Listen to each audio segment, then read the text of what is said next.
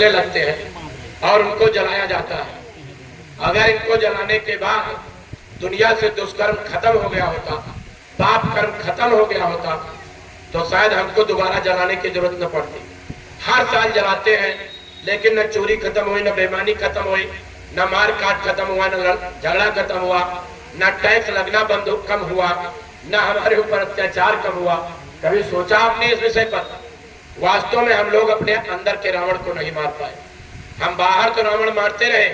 जिस तरीके से हम लोग माँ बाप को तो खूब मानते हैं, माँ बाप की बात नहीं मानते हैं, रामायण गीता को मानते हैं, रामायण गीता को बात को नहीं मानते हैं, उसी तरीके से हम लोग रावण तो हर साल जलाते हैं, श्री कृष्ण भगवान को हर साल पैदा करते हैं। लेकिन कभी सोचा है कि उनके कर्म क्या थे, उनका आदेश क्या था, उसको अपने आचरण और व्यवहार पर उतारा जाए। रावण किस लिए मारा गया? लोग कहेंगे अच्छाई बुराई पर अच्छाई की विजय प्राप्त करने के लिए। लोग यही कहेंगे सीता को उठा करके ले गया था। नहीं, यही कर्म नहीं थे। और रावण के अंदर 3 कमियां आ गई थी। इतना बड़ा विद्वान आज तक इस धरती पर पैदा नहीं हुआ। 4 वेदों का प्रकांड ब्राह्मण था वो, लेकिन उसके अंदर 3 कमियां आई थी। राम ने जब यज्ञ किए थे, रावण को बिना लाए यज्ञ अधूरा था उनका। रावण को ला करके यज्ञ को पूर्णाहुति हुई थी। उसके अंदर सबसे पहली कमी यह आई थी कि शराब पीने लगा था। दूसरी कमी उसके अंदर आई थी, मांस खाने लगा था। और तीसरी कमी रावण के अंदर यह आई थी कि मां बहन बेटियों की इज्जत लूटने लगा था, इसलिए उसको राक्षस की श्रेणी में लाया गया। महाभारत क्यों हुआ था? भरी सभा में द्रौपदी ने प्रजा से हाथ जोड़ करके अपनी लाज बचाने के लिए गुहार लगाई थी, लेकिन प्रजा ने कोई मदद नहीं किया। अपने पतियों से मदद की गुहार लगाई, पतियों ने भी कोई मदद नहीं की। पढ़े लिखे विद्वान आचार्य और धर्माचार्य, अश्वत्थामा, कृपाचार्य, द्रोणाचार्य, भीष्म पितामह जैसे महारथी हजारों हाथी का बल लेकर के बैठे थे। लेकिन जब द्रौपदी ने उनकी तरफ मुंह करके मुखारविंद करके हाथ जोड़ करके निवेदन किया कि हमारी मदद करो, तुम्हारी पौत्र वधू की लाज जा रही है, तुमने अगर मदद नहीं किया तो विश्व का इतिहास तुम्हें बख्शेगा नहीं। भीष्म पितामह को स्वैच्छिक मृत्यु का वरदान मिला था, लेकिन धरती पर आज उनकी कोई पूजा नहीं करता। वो भीष्म पितामह जिन्होंने भीष्म प्रतिज्ञा ब्रह्मचर्य की ले ली थी, जीवन में शादी नहीं किया था उन्होंने, ऐसे भीष्म पितामह भी अपने गर्दन झुका लिए। जब पढ़े लिखे आचार्य, धर्माचार्य, विद्वान, नेता और गणराज्य के तमाम सारे लोगों ने अपनी गर्दनों को झुका लिया, तब द्रौपदी ने अपने दोनों हाथ से साड़ी को छोड़ दिया और कहा ये सब के सब बेशर्म बैठे हैं, इनके सामने नंगा होना ही ठीक है। और तब अपने इष्ट को याद किया था, जो करो द्वारिकाधीश शरण में तेरी। उस समय उनकी लाज बचाई गई थी। इसलिए आप सभी लोगों से हम निवेदन करने आए हैं कि महाभारत होने जा रहा है। इस महाभारत में बहुत बड़ा विनाश होगा। लाशें पड़ी चढ़ेंगी, घर घर में उठाने वाले न मिलेंगे। यार, जमाना बदलेगा। मैं कोई श्राप देने नहीं आया हूँ, मैं केवल इस कार्यक्रम के माध्यम से लोगों के बीच में गुरु महाराज का वो संदेश देना आया हूँ कि धर्म जल्दी से लो, अवधार जमाना बदलेगा। समय का कोई साथी ले लीजिए, समय का कोई मल्लाह ले लीजिए, ऐसा साथी बना लीजिए जो अंतिम समय में आपका हमसफर बने। उस समय का सामान इकट्ठा कर लो। दुनिया का पैदा होने वाले बच्चा आंख खोल करके देखने वाली कोई वस्तु लाता नहीं है, लेकिन अपना प्रारब्ध और कर्म लेकर के पैदा होता है। जब इस दुनिया से इंसान जाता है, इन 2 आंखों से दिखाई पड़ने वाली कोई चीज नहीं ले जाता है, लेकिन अपने अच्छे और बुरे कर्मों की गठरी ले जाता है। और वही धर्मराज की अदालत में खुल जाती है, और वही धर्मराज की अदालत में खोल करके लोग हमारे आपके अच्छे बुरे कर्मों की सजा सुना देते हैं। इसलिए ये मानव जीवन मिला है। इस मानव जीवन में रह करके हम लोग अगर अपनी आत्मा को अपने घर नहीं पहुंचा पाए तो ये जीवन अधूरा है। चाहे जितनी संपत्ति कमा ले, चाहे जितना धन दौलत कमा ले, और चाहे जितना धर्म कर्म करे। इसलिए अपनी आत्मा को अपने घर पहुंचाने का एक ही रास्ता है। प्रथम भगत संतन कर संगा, दूसरा ममृत कथा प्रसंग। बिन गुरु भवनित करे न कोई, जो विरज शंकर समोई। गुरु करना पड़ेगा। दुनिया की बातों को समझने के लिए, दुनिया के कामों को करने के लिए जब गुरु की जरूरत पड़ती है, तो भगवान को प्राप्त करने के लिए गुरु की जरूरत पड़ेगी। और जब घर में बैठ करके अतिशय रगड़ करे जो कोई अनल प्रगट चंदन से होई, गुड़ धोबी से सिक्का पड़ा, साबुन सृजनहार, सूरज शिला को धोइए निकसे रंग अपार। जब यहाँ से पर्दा हट जाएगा तो यहीं से बैठ करके स्वर्ग वैकुंठ का जन्म दिखाई पड़ेगा। तो इन्हीं बातों के साथ, इन्हीं संदेश के साथ हम आपसे अपनी अंतिम प्रार्थना कर रहे हैं कि देखिए पूज्य पंकज जी महाराज इस समय मथुरा में लगभग 1.5-2 महीना रहेंगे और उसके बाद आगे का जो भी कार्यक्रम होगा पूज्य महाराज जी गुरु पूर्णिमा के अवसर पर आप सभी लोगों को खुले मन से बताएंगे। प्रार्थना और निवेदन आप लोगों से एक मैं कर रहा हूं, अभी आप लोगों से मैं प्रार्थना और निवेदन ये कर रहा हूं कि देखिए सब लोग, गुरु महाराज ने जाने से पहले 2-3 वचन आप लोगों से लिए थे और आप लोगों ने भी यहाँ कहा था। पहला वचन तो हर नामदान देने पर गुरु महाराज आपसे लिया करते थे और आप आध्यात्मिक उस मातृभूमि पर जब नामदान लेते थे, गुरु महाराज कहते थे, आप दोहराते थे, तो आप उस समय वादा करते थे कि हाँ हम भजन करेंगे। गुरु महाराज कहते थे मैं नामदान तुमको दे दूं और तुम भजन ना करो दोष लगेगा, तो बताओ तुम सिमरन ध्यान भजन करोगे कि नहीं करोगे? आप लोग हाथ उठा करके कहते थे कि हाँ हम करेंगे। कहते थे कि नहीं कहते थे? कहते थे ना। तो मैं ये निवेदन करूंगा कि सिमरन ध्यान भजन 24 घंटे में आप 2 बार जरूर करिए। तो गुरु महाराज का आदेश था 1 घंटा सुबह 1 घंटा शाम को आप लोग बैठ करके गुरु महाराज मंत्र मूलम गुरु वाक्यम, क्या है गुरु का वाक्य कि मेरे शाकाहार के संदेश को जन जन तक पहुंचा दो। भाई बहनों बैठना नहीं है, हम समझते हैं पैसा भी खर्चा होता है, समय भी लगता है, नाना प्रकार के घर गृहस्थी के जंजाल होते हैं, लेकिन गोस्वामी जी महाराज ने यही लिखा है नाना कारज गृह जंजाला। हम गृहस्थी के उन जंजालों में उलझ जाते हैं जिससे मानव जीवन में मुक्ति और मोक्ष मिलेगा, जिससे मानव जीवन में हमारी आत्मा अपने उस पराकाष्ठा पर पहुंच जाएगी जहां से हम आकर के किसी माँ के गर्भ के माध्यम से आज यहाँ पर बैठे हैं। उस गुरु के आदेश का पालन करो जिसने आपको आदेश दिया है सुमिरन ध्यान भजन। मैं इतना ही बताऊंगा, सुमिरन का मतलब नाम लेना, उसके रूप को याद करना। ध्यान का मतलब है कि एक जगह पर एकाग्रचित होकर के आत्मा से परमात्मा को निहारना। भजन का मतलब होता है भाग चलो ये वतन और देश अपना नहीं है, नाक कान आंख मुंह बंद कर लिया, ऊंचा से ऊंचा ध्यान लगा करके सुनना, क्योंकि यही सब चीजें हमारे काम आएंगी। थोड़ा जब भजन पर दबाव बनाओगे तो निश्चित जान लीजिए कि आपकी मेहनत आपकी सफलता को चूमेगी। मिठा हो नहीं त्योर इस बाणी, गुरु महाराज ने कहा है तुम तन मन धन की सेवा करते रहो, तुम सत्संग वचनों को याद करते रहो, तुम तन से सेवा करते रहोगे और घाट पर जब बैठोगे मैंने तुमको नामदान दिया है, मैं इसी तरीके से तुमको मिलूंगा और तुम्हारी आत्मा की संभाल करूंगा। मुझे अपने द्वारा दिए गए नामदान की लाज रखनी है। सत्संगी भाई बहनों, सुमिरन ध्यान भजन शाकाहार का प्रचार घर में नहीं बैठना है। कभी कभी देखता हूँ कि 10, 20, 25, 50 लोग बस, अरे इतनी संगत है दिल्ली के अंदर कि आप अगर इस गले को भरना चाहो तो इसके 4 गुना संगत है।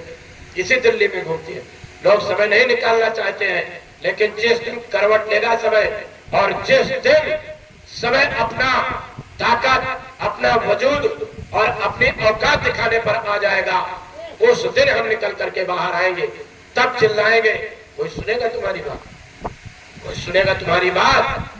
जब गुरु को जरूरत थी आपको आपके माध्यम से अपने संदेश को जन जन तक पहुंचाने के लिए, आपके कर्म कर्जे की माफी कराने के लिए, उस समय तुमने साथ नहीं दिया तो उस विषम परिस्थिति में कौन मदद करेगा तुम्हारी? सोचो जरा, सोचिए जरा। गुरु महाराज ने जो आदेश दिया था मद्य निषेध का, उस संदेश को जन जन तक, अरे इस मानव जीवन में आपके प्रचार प्रसार से 2-4 लोग भी अगर शाकाहारी हो गए तो कितना बड़ा आपको फायदा मिलेगा। कभी आपने सोचा? अरे तन जा रहा है, श्वास की पूंजी खत्म होती चली जा रही है, श्वास की पूंजी रहते रहते काम कर लो और नाना प्रकार की बीमारियां जब इस शरीर में आकर के घरौंदा बना लेती हैं, कहीं किसी को पैरालाइसिस हो गया, ना बोल सकते हो ना हाथ पैर चल सकते हो, तब कौन सा शाकाहारी प्रचार करो? तब कौन सा मद्य निषेध का प्रचार करो? अरे हमने पूरा जन्म अपना नहीं देखा है, हमने कौन कौन से कर्म किए हैं, इन कर्मों को तो भोगना ही पड़ेगा। गुरु का मतलब तो लोगों ने ये निकाल लिया कि गुरु कर लो तो हारी बीमारी नहीं होना चाहिए, दुख तकलीफ नहीं होना चाहिए, कोई अनैतिक काम नहीं होना चाहिए, मतलब अनैतिक घटना नहीं। जब कर्म करके आए हो झेलेगा कौन? अरे भाई जब कर्म करके आए हो कौन उसको झेलेगा? संत महात्माओं के शरण में आ जाओगे, साधन और भजन करने लगोगे तो महात्मा सूली का कांटा बना देते हैं। लेकिन कर्म प्रधान विश्व रच रखा, ये कर्म प्रधान देश है। इस हाथ दे उस हाथ ले, किरण जैसी अवतारी शक्तियों को जब झेलने आना पड़ा। बहुत से लोग कहते हैं कभी कोई घटना घट गई, अरे तुम तो जय गुरुदेव वाले हो, तुम्हारे साथ ऐसे कैसे हो गया? क्यों? जब बाबा जय गुरुदेव जी महाराज 60 साल सुनाते रहे कि बच्चा हमने तुमको जब कहा है कोई कि तुमको एक दिन संसार छोड़ करके जाना है, तो हम कोई अमर का पत्ता लिखा करके थोड़ी आए, हमको भी एक दिन संसार छोड़ करके जाना है। इसलिए सुमिरन करो, ध्यान करो, भजन करो, तुमको बरकत मिलेगी, हारी बीमारी में आना दुआना का फायदा मिलेगा। और कहीं जरा सा भी एक कपाट खुल गया, देवी देवताओं का दर्शन और भगवान का दर्शन हो गया, आपके अंदर योगाग्नि जल गई, अच्छे बुरे दोनों कर्मों का सफाया हो जाएगा और निकल चलो कलग्राम से। इसीलिए तो ये मानव शरीर मिला, इसीलिए इस मानव शरीर में आपको सत्संग मिला, इसीलिए इस मानव शरीर में आपको सत्संग मिला और ऐसा नामदार मिला जिसको पाने के लिए कबीर साहब ने बलक बुखारे के सुल्तान इब्राहिम आदम को 12 साल तक सेवा कराई थी। गुरु महाराज जब यही नामदान लेने के लिए गए तो न मालूम कितने दिनों तक लोगों की सेवा करते रहे। यही नामदान पाने के लिए लोग जंगलों में भटकते रहे, जन्म जन्म मुनि जतन का ही अंतराम कही आवत नहीं। राजों ने अपने रजवाड़े छोड़ दिए, चले गए, संत महात्माओं के चरणों में पड़े रहे। यही हमारे जिले के जगजीवन साहब जब लोग नामदान लेने के लिए आते थे तो जल में खड़ा कर देते थे, वही तालाब था, कहते थे खड़े हो जाओ इसी पानी में। 12-12 घंटे तक, 14-14 घंटे तक, 20-20 घंटे तक लोगों को पानी में खड़ा कर देते थे और पानी से जब निकल करके बाहर आते थे उनकी परीक्षा लेने के बाद तब नाम देते थे। वो नाम की दौलत गुरु महाराज ने जब लुटानी शुरू की, खुला खजाना कर दिया, कहा आओ ये दौलत ले लो, आने वाले समय से अपनी रक्षा कर लो, आना दुआना 4 आने की मुसीबत आएगी, कम से कम दोबारा मानव जीवन पाने के अधिकारी तो तुम बन जाओगे। मान लोगे अच्छी बात, नहीं मानोगे तो हमारी गठरी हमारे साथ और बाकी आगे कुदरत का डंडा तैयार है, देखते जाओ। मैं कोई श्राप देने नहीं आया हूं, लेकिन कितने भी पंचायत कर लो, कितना भी कुछ कर लो, घटना बहुत बड़ी घटेगी। घटना इतनी बड़ी घटेगी, गुरु महाराज ने कहा आगे सूर्य की भीषण गर्मी पड़ेगी, सूर्य में दरार पड़ चुकी है। बाबा जी ने कहा चमड़ी के रोग ज्यादा होंगे, खारिश, खुजली, ये चमड़ी के रोग ज्यादा होंगे। जो शराब पीते हैं, मांस खाते हैं, चमड़ा इनका सड़ने लगेगा। और बाबा जी ने कहा अरे बच्चा, गर्मी इतनी भयंकर पड़ेगी कि 6-6 महीने के गर्भ ऐसे जमीन पर गिर जाएंगे, ऐसे जमीन पर गिर जाएंगे 6-6 महीने के गर्भ। फिर बाबा जी गुरुदेव जी महाराज ने कहा कि इतना खराब समय आ जाएगा, टैक्स और महंगाई तुमने नहीं देखी है, इतना टैक्स और महंगाई तुम्हारे ऊपर लग जाएगी, इतनी लग जाएगी, बर्दाश्त नहीं करो, रो पड़ोगे, चिल्ला पड़ोगे। इसलिए अभी से हम निवेदन कर रहे हैं, प्रार्थना कर रहे हैं, खासकर उन सत्संगियों से, नए लोगों से हम निवेदन प्रार्थना कर रहे हैं कि आप लोग आइए, समय निकालिए। 8 जुलाई से 12 जुलाई तक गुरु पूर्णिमा का पावन पर्व होने जा रहा है मथुरा में, जय गुरुदेव आश्रम मथुरा में। और जिन लोगों को नामदान मिल गया है, आप लोग अपने अपने घरों में समय निकाल करके बैठिए, सुबह सुबह ध्यान भजन करिए, लेकिन शाम को आप लोग परिवार भर इकट्ठा हो जाइए, 1-2 प्रार्थना करिए, सुमिरन करिए, ध्यान करिए, भजन करिए और तब बैठ करके भोजन करिए। आप संकल्प ले लो कि तब तक भोजन नहीं करेंगे जब तक आत्मा की खुराक नहीं दे देंगे। अरे आत्मा की खुराक है भजन, भाग चलो ये वतन और देश अपना नहीं है। हमने आपने अगर आत्मा को खुराक नहीं दिया तो इसके अंदर ताकत कहां से आएगी? मोबाइल है, मोबाइल के अंदर देखिए बैटरी पड़ी होती है, आप 2000 के मोबाइल से बात कर सकते हैं, आप लाख रुपए के मोबाइल से बात कर सकते हैं, आप 5,000 रुपए के मोबाइल से बात कर सकते हैं, लेकिन आप ऐसी जगह पर पहुंच जाए जहां नेटवर्क भी हो और आपका रुपया भी पड़ा हो मोबाइल के अंदर, लेकिन आपकी बैटरी डिस्चार्ज हो जाए, आप बैटरी को चार्ज न कर पाए, तो बताओ आप दुनिया में किसी से बात कर सकते हैं? आप दुनिया में किसी से बात कर सकते हैं? जन्म जन्मांतरों से इस आत्मा को उसकी खुराक भजन नहीं मिली, जन्म जन्मांतरों से। कैसे ऊपर के लोगों का अवलोकन करेगी, कैसे भगवान को देखेगी, कैसे राम को देखेगी? सतयुग त्रेता द्वापर उठा करके प्रमाण देख लो, आमने सामने देवी देवताओं से बात होती थी। सतयुग योगी सब विज्ञानी करे हर ऐसा समय और वक्त आया था।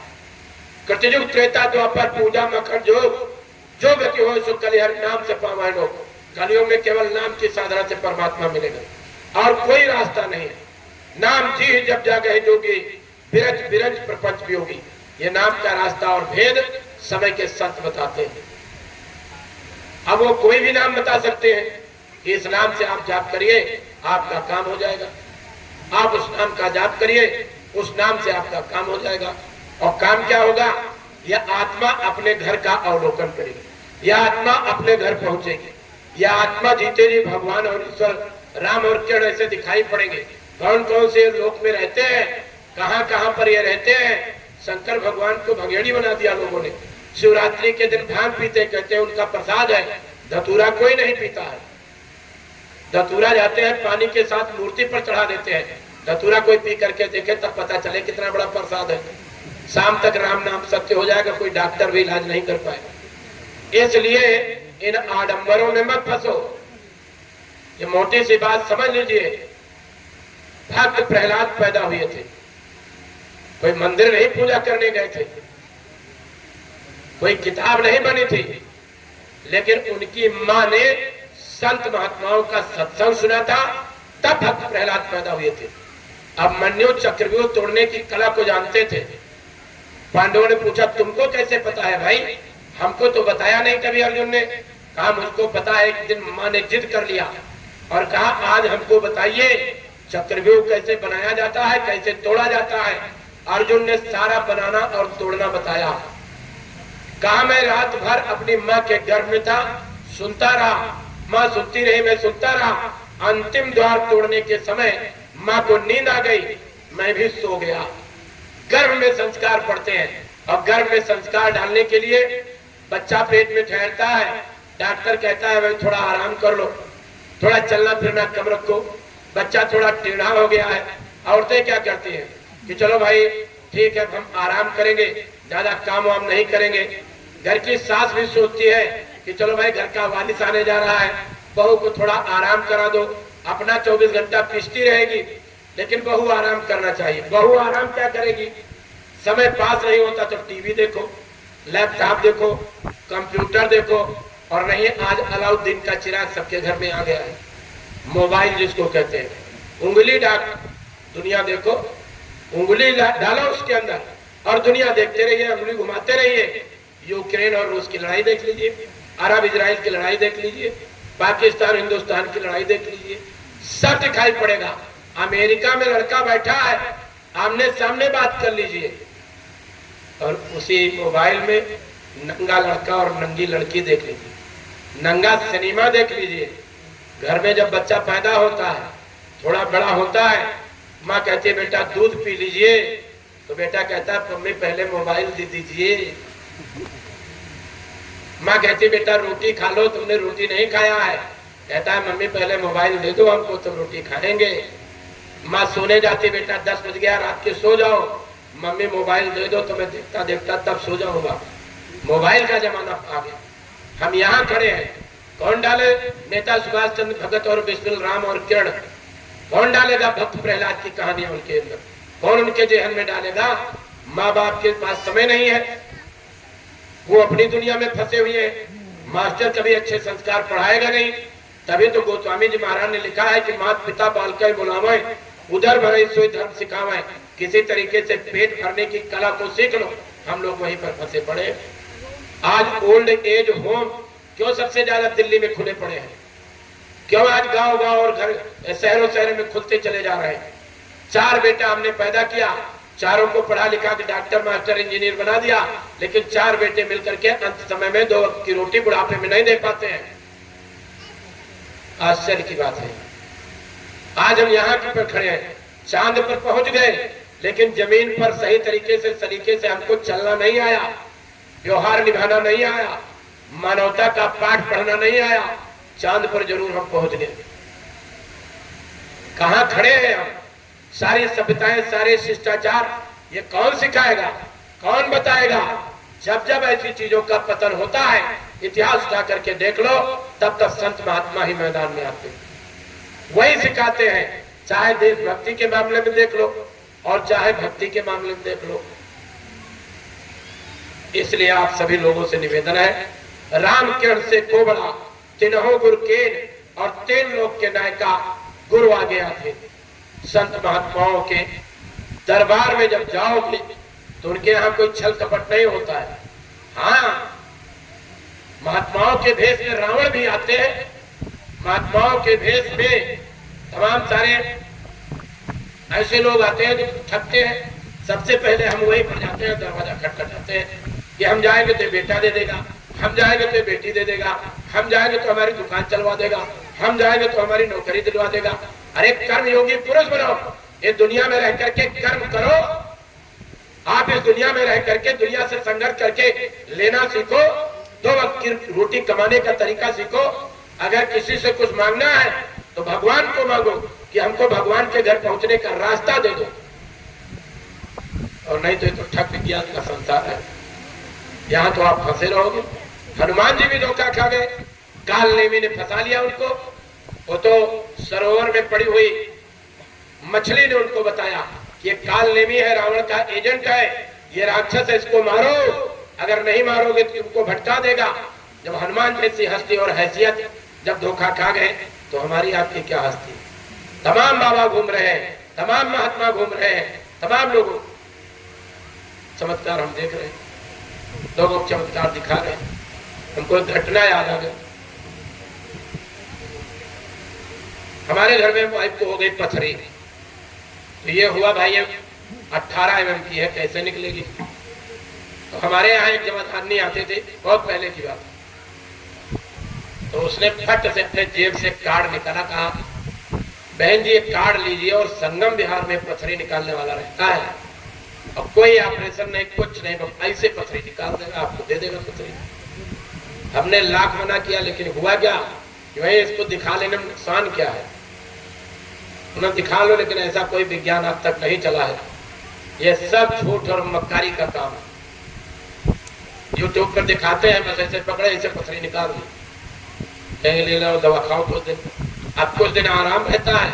तो हमारे यहाँ वाइफ ने निकलवाने के लिए नंबर जब इनका आया तो एक मौसमी काटा और काट करके ऐसे नाभि पर रख के ऐसे घुमा करके और इतनी बड़ी पथरी निकाल करके एक पत्थर पकड़ा दिया, कहा सब निकल गई, थोड़ी सी रह गई है, कोई नुकसान नहीं है, जाइए ठीक हो गई।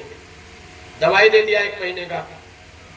अब 1 महीने खाया, दर्द नहीं हुई, तो 1 महीने बाद जब दर्द हुई तो हमने कहा वही पथरिया दर्द कर रही है, वो जाओ नपवा करके देख लो, वो 20 mm हो गई। अरे भाई तुम ऐसे ही बोला करते हो, तुम बताओ तुम हमारा अच्छा चाहते नहीं। हमने कहा बुरा हम कब चाहेंगे, लेकिन ऐसे कैसे कभी नहीं निकलती है। अब वो गई जब उसके पास बात करने के लिए, वो उससे पहले अल्ट्रासाउंड कराने गई। आज जब अल्ट्रासाउंड कराने गई तो 21 mm की पथरी निकली। अब ये हुआ कि अब जा रहे हैं उससे वाक युद्ध करने के लिए। हमने कहा वाक युद्ध से क्या होगा, कुछ निकलेगा थोड़ी, वो माफी मांग लेगा और क्या करेगा।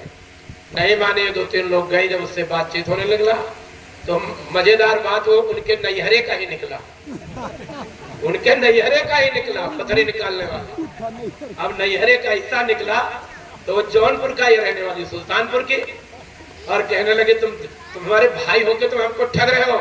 हाथ जोड़ के खड़ा हो गया, क्या बहन जी हमारा ये धंधा करने दीजिए, हल्ला मचाओगे, सब ग्राहक हमारे पास, ये हमारा धंधा है, कहीं कुछ नहीं, कोई तांत्रिक स्वांत्रिक नहीं है।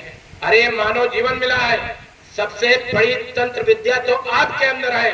अगर उस तंत्र विद्या को आप इस्तेमाल कर लो तो यहीं से आपकी आत्मा उस घर को देखेगी जहां के रहने वाले हम लोग। सबसे बड़ी तंत्र विद्या आपके अंदर है और आप दुनिया में भाग रहे हो, आप दुनिया में तलाश रहे हो। ऐसे बाबाओं के ठग में ठगिया बन करके ठग जाते हो तुम लोग। जहां धन और धर्म दोनों चला गया तब चिल्लाते हो कि हम ठग लिए गए, ठग लिए गए। नहीं, नाम जी जब जागे जोगी, उस नाम के भेद का रास्ता जो बता दे, जो तरीका बता दे, आप लेकर के बैठ करके आइए। किसी को साधु महात्मा नहीं बनना है, घर द्वार नहीं छोड़ना है। घर द्वार छोड़ने से कभी नहीं मिलेगा भगवान।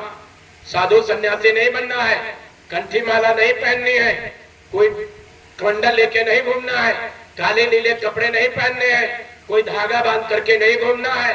अरे जैसे गृहस्थी में रहते हो ऐसे गृहस्थी में रहिए, अपने बाल बच्चों की सेवा करो। अरे इनको पढ़ाओ लिखाओ, डॉक्टर मास्टर इंजीनियर बनाओ। जो समय की मांग है, इनको नहीं पढ़ाओगे ये सड़कों पर भीख मांगेंगे। वक्त वो आने जा रहा है, इनको पढ़ाओ लिखाओ, डॉक्टर मास्टर इंजीनियर बनाओ, लेकिन इनको हमेशा बताते रहो हर जन्मदिन पर, बच्चा 5वां जन्मदिन तेरी आयु के 5 साल कम, 10वां जन्मदिन तेरी आयु के 10 साल कम। कुछ ऐसी जतन कर लो कि लौट करके इस जन्म मरण के बंधन में हम आप न पड़े जहां की यह आत्मा रहने वाली। अरे एक दिन भारी भीड़ पड़ेगी, यम खूंदेंगे धर धर लात, वह दिन की तुम याद भी सारी माया में रहे भुला। एक दिन काठी बने तुम्हारी 4 जने ला दे जा, और 4 जने जब क्या होता है, शरीर से आत्मा निकल गई, धड़ाम से जमीन पर आया तो रोना चीखना चिल्लाना, बप्पा दैया मैया, बड़े जोर जोर से सब लोग रोते हैं। महात्माओं क्या लिखा, स्वार्थ मीत सकल जगमाही, सपने हो प्रभु परमार्थ नहीं। सहजो जीवन सब सगे, मरे निकट नहीं आए, रुआवे स्वार्थ अपने सपने देख कर आए। सब रोएंगे अपना अपना, थोड़ी देर रोना चीखना चिल्लाना, नातेदार रिश्तेदार सगे संबंधी, चलो भाई ले चलो, अब तो जो पक्षी था इसके अंदर का उड़ गया। 4 जने उठा करके कंधे पर रखेंगे, बड़े जोर से बोलेंगे। क्या बोलते हैं, क्या बोलते हैं? कुछ लोग बोल रहे हैं, कुछ लोग सोच रहे हैं शाम का समय आने जा रहा है, मैं बोल दिया तो कहीं ऐसा ना हो हम भी निपटे हैं। राम नाम सत्य है और सत्य बोलो। अब ये बताओ, जो मर गया, जिसके अंदर से आत्मा निकल गई, उसको हम जोर जोर से चिल्लाते हैं कि राम नाम जब तक जिंदा रहा तब तक राम नाम झूठा रहा, जब मर गया तब राम नाम सत्य हो गया। इसे शादी में जाकर के बोलो, खाली मुर्दे के साथ ही बोलने में कुछ मिलेगा। शादी में जोर से जाके बोलो राम नाम सत्य है, सत्य बोलो सत्य है। मरने के बाद मुक्ति मिलेगी, जब सब कर्म कर डाले मुक्ति नहीं मिलती है, भूल जाइए। अरे बोलना है तो जिंदा में बोलो राम नाम। वही संदेश महात्मा देने आते हैं धरती पर। राम नाम सत्य कैसे है? एक राम दशरथ का बेटा, एक राम घट घट कर लेता, एक राम का सकल पसारा, एक राम इन्हों से था। अब उस राम को अगर प्राप्त करना है, त्याग ही कर्म शुभा शुभदायक, भजहि मोह सुर नर मुनि नायक। लोग कहते तो है भगवान के साथ, तेरा तुझको अर्पण क्या लाने में, देने को कुछ तैयार नहीं होते। नाथ सकल संपदा तुम्हारी, रामायण में चौपाई की गई, नाथ सकल संपदा तुम्हारी। ये संपुट बनाया जाता है, कुछ चौपाइयों के गाने के बाद इसको बोला जाता है कि नाथ सकल संपदा तुम्हारी, और नाथ प्रकट हो जाओ उसी समय। कहा जब सकल संपदा हमारी तो हमारे रथ पे लोड कराओ जल्दी से। तो रामायणी एक भी नहीं वहां रुकेंगे, कहेंगे भैया यहाँ से भाग लो, हमारे घर के लोड करवा जाए। हम लोग कहते हैं नाथ सकल संपदा तुम्हारी, मैं सेवक समेत सुत नर नारी, मैं सेवक समेत सुत नारी, मैं पूरा परिवार भर तुम्हारा सेवक हूं।